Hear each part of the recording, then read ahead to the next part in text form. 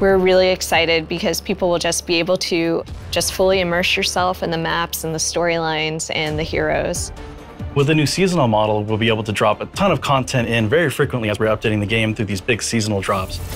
We're looking at releasing heroes every other season and then a map in between those. And on top of that, we're looking at dropping a ton of content involving skins and other great goodies for players to get their hands on for each seasonal drop.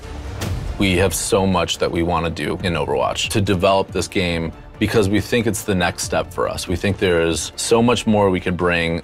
I'm really happy moving to our new seasonal-based schedule, making this really huge commitment to regular updates. It's exciting at the same time because I know what this team can do. We really want players to be able to anticipate when things are going to enter the game. With all the new content and events coming in, it's even more important to just make sure that everybody knows what's coming.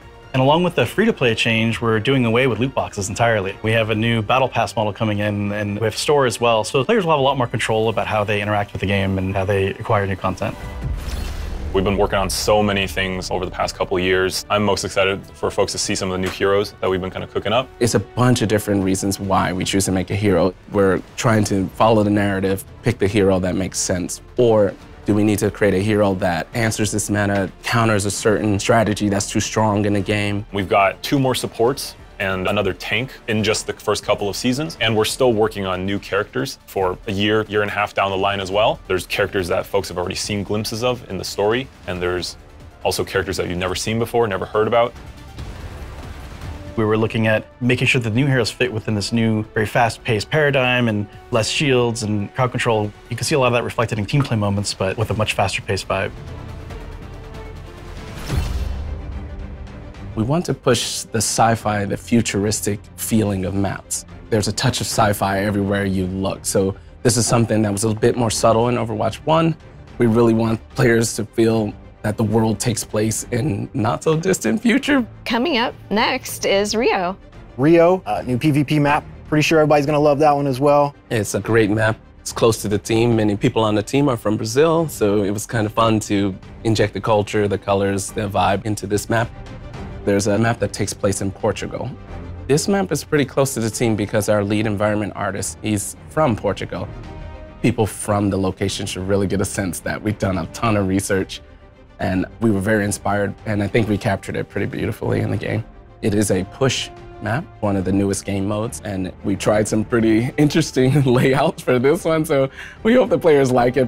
We definitely want the game to feel like a globe-trotting adventure. There's new types of content from what you're used to in Overwatch 1. We have charms, we have banners. The current mythic skin that's in the works that I worked on actually is for Genji. He's got this kind of cyberpunk Japanese demonic theme. Mythic skins are meant to be this next tier of skins above legendary. We want players to be able to go in there and pick and choose certain pieces meant to be this extra awesome legendary skin that you can customize. We're concurrently developing quite a few mythic skins. They're going to be released over the seasons. All this amazing stuff, all of the amazing skins. For weapon charms, really what we're looking for there is just for the players to be able to express themselves and dress their character up. One of our core tenets on Overwatch visually is to focus a lot on the first-person view. We want you to be able to see it and enjoy it while you're playing the game. One thing that was really important to us was to make sure that players, if they earn anything in the game anywhere, that they're able to use it everywhere. So if you earn something on console or on PC or in Overwatch 1, you can always use it in anywhere in Overwatch 2 as well. And with each new season, there'll be a ton of new content and a new battle pass as well. These seasonal updates will allow us to be constantly infusing the game with new content, new heroes, new maps. So the game is going to feel fresh just all the time. There's always going to be something for you to do or to work towards. There's never going to be a point where you're like, gosh, I don't have anything to do. Being able to provide players with new heroes every so often, new maps. It is going to be a growing and evolving game. There's so much for us to explore as we move forward. Get ready. It's going to be really exciting, really fun.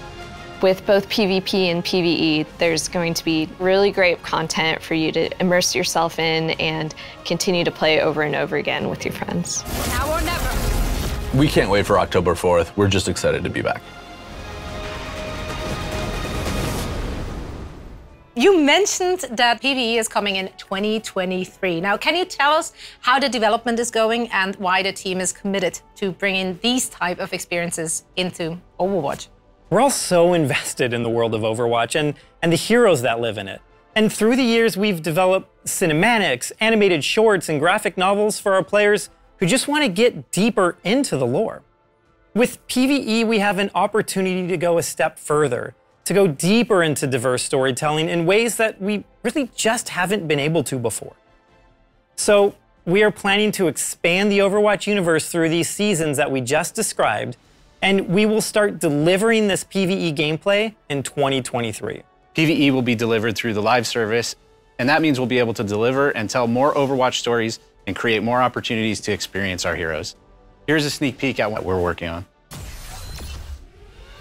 The team's goal for PvE in Overwatch 2 is to basically move the overall story of Overwatch forward. We've told a lot of short stories along the way. There are a lot of to be continues. It's time for us to answer those questions, close off some of those stories, ask new questions.